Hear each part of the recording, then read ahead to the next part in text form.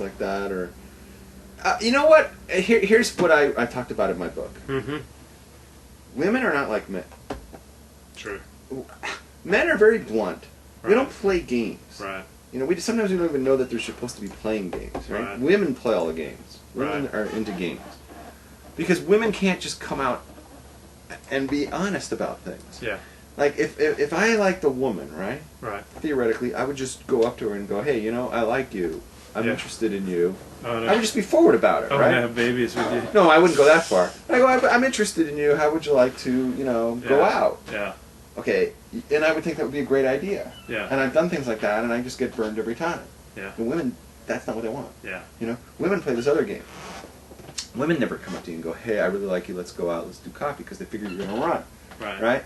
They come up to you. A woman comes up to you, and they give you a curveball. They go, "Lady." They go, "Lady, hi." A chick comes up to you, "Lady." This is what she'll say to you. Okay, this is like bizarre. She'll say, "Lady, I heard that there's a Jewish holiday next week." Now you don't know. It's like Tisha B'Av, baby. Yeah, you're like Tisha B'Av, right? And then you're gonna go, "Okay, so what's that about?" Yeah. And you think that she's asking you questions about Judaism. Right. And you're thinking, should I charge her? Should I tell her watch the show? Right. I don't have Google time it. for you. Google it. Like That's what I usually say. Okay, Google it. it. Here's 5 people that can, 5 different links that you can, and you're gonna whatever, and then you're gonna walk off. Right. And what you missed is that she doesn't care about any of that. Right. What her message was, I'm interested in you. Yeah. Ask me out to coffee and answer my question there, and then we'll start to get to know each other. Yeah. And she's not even going to listen to your answer anyway, because she doesn't care. Yeah. She just wants to have an excuse. That's so annoying. Women ask for your opinions all the time, but they really don't give a damn. Like for us men, our opinions are really important things. We take a whole lifetime of experience and we combine our values with the sources of information that we trust, and so when we come to an opinion, it's really important to us, and we just don't give them out willy-nilly. We only give them to people we care about in ordinary conversation. But when women ask you for your opinion, they don't. 99% of the time, they don't really give a damn. They don't. They really don't. They really don't. All they want to do is get you to start talking, right? And then here's another thing. I'm going to generalize here. If you give a really strong opinion, women are not going to argue with you, against you. Right. Okay, they're not going to do that. What they're going to do is say, "Wow, I really like your, I like the way you argue." Yeah. They're not going to even agree with you. Right. They're going, "Wow, you get really into it." Yeah. Wow, you get really into the arguing and stuff. And if a woman says, "I love you," if a guy says that, while he's dating someone, not in the midst of sex, but while he's dating someone. Yeah. Usually that means the guy is really seriously committed to this woman. It's a big deal. He's got a serious commitment. It's not going to change from day to day or hour to hour. It's not going to depend on what his friends think about her or what his parents think about her. He says, "I love you," like a normal guy in a normal dating situation outside of sex. That's a commitment. A woman says, "I love you," it just may be a totally momentary feeling. It may be because her friends think you're cool, but if they think you're uncool, then you can't count it. It doesn't mean anything most of the time. It's just like ephemera. It's just like a feeling that just flows through and off it goes. Well, what do you think? What are your? Okay, so if she's primping, if a woman's mean?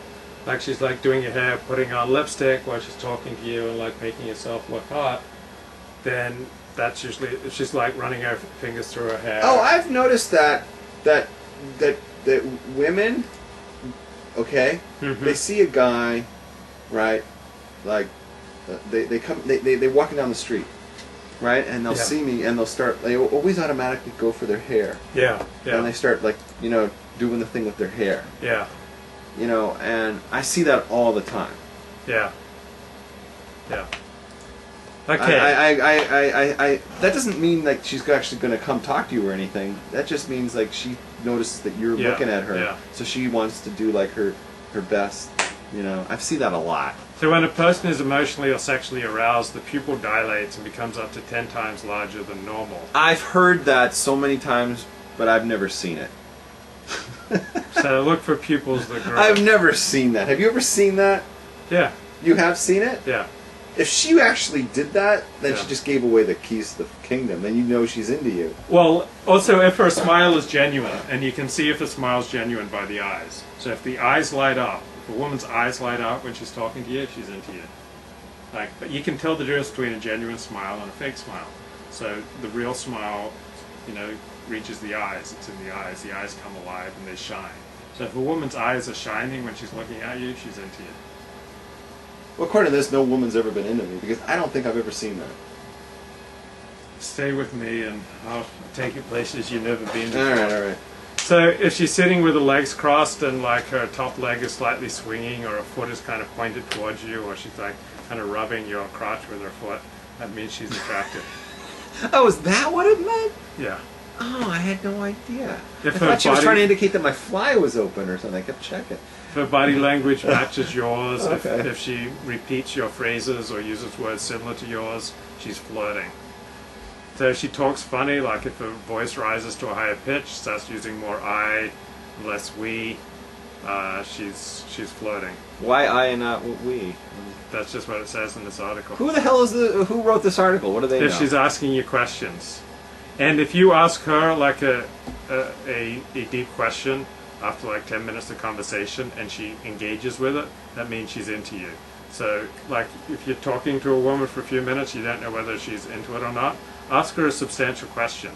And then if she engages with it, she's into you. If she's not, then... So I can just like right away go and like say something like, how would you prove that Torah is the truth? And No. Ask her like... if you could live anywhere, where would you live? Or where would you most that's like a to big travel? question. Yeah. All right. And if she's touching you. Well, that's going to cost money. There's a price on that. Okay, sports fans. So we're coming up on the end of this rather. That's a quickie, dude. I don't have anything. Do you have anything? Make sure that ask a question. James the Noahide asked the question.